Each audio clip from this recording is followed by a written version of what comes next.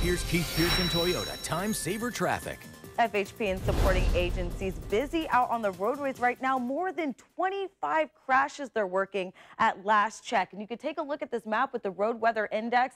Pretty widespread. Those areas of standing water along I-295, even I-95. The thing is, you just need to take it slow this morning, folks. We do have a lot of people out there, JSO, FHP, wreckers, as well as JFRD, trying to work and clear these wrecks. And it's not only for your safety, but their safety as well while they're out there working in the rain. Still following a major crash out there, northwest Jacksonville, I-95 heading southbound. This is at Lim Turner Road. This crash does involve injuries, slowing down traffic here. You can see the tanker involved in this crash. We had our reporter Ashley Harding out there earlier this morning. It is still just pouring out there. Traffic only able to squeeze by that right lane, which means you might want to think about an alternate route before you head out. And Main Street looks like a good way to go. You can get onto Main Street, Heckscher Drive, take that southbound and get back onto I-95 using MLK Parkway. Right now, traffic along I-95 after the Trout River moving only 7 miles per hour. Mandarin, I-295 southbound at San Jose Boulevard, still a disabled semi out there. We have a good view with the DOT cameras. Not only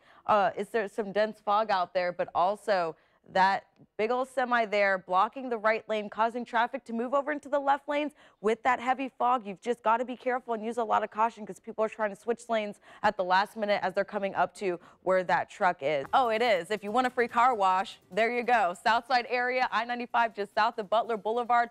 It's coming down out there right now, which means a lot of slick roadways. We do have some of the standing water in many of our areas, especially along the East Beltway, I-295, also getting some of those showers right now. But a lot of vehicles just flying through that standing water. Not a good idea, folks. You want to slow down, move over to the left. They do have those cones out there right now until the water recedes. So just keep that in mind as you're passing through 295 and Blanding. Fortunately, as you're driving through, people see the flashing lights, they pump on their brakes, backs up traffic. We all know the story. So you'll be moving around 34 miles per hour.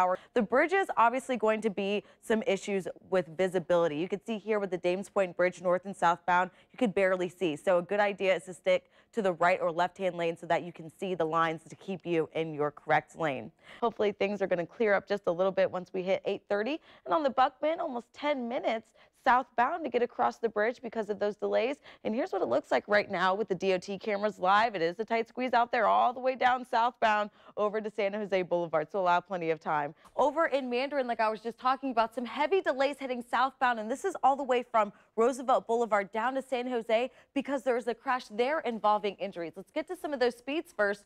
Once you get near San Jose Boulevard, 12 miles per hour on the Buckman Bridge heading southbound, 15 miles per hour. And this is why, because there is a crash involving injuries that's blocking 2 left lanes, which means traffic only able to get by using the 1 right lane. So this is what it looks like on the scene. You can see a lot of those flashing lights off in the distance. They're trying to get all the vehicles off to the right and left-hand shoulder. So you want to give them plenty of space and slow down as you pass through that area. There may be some debris or even some of those troopers or officers walking throughout the area trying to clear that crash. 2 crashes around the same area on the north side near Rains High School, both of them involving injuries. That's why it's so important to stay vigilant as you're driving through the area. We've got kids walking to school. We've got buses trying to take those students to school. So first one, the bus crash that we've been talking about just now, we saw traffic is able to get around there on Owen Avenue and Moncrief Road. There are some roadblocks. You saw that vehicle and the bus still in the roadway. You need to take an alternate route so they can continue clearing that scene, getting the debris out of the roadway, and of course to keep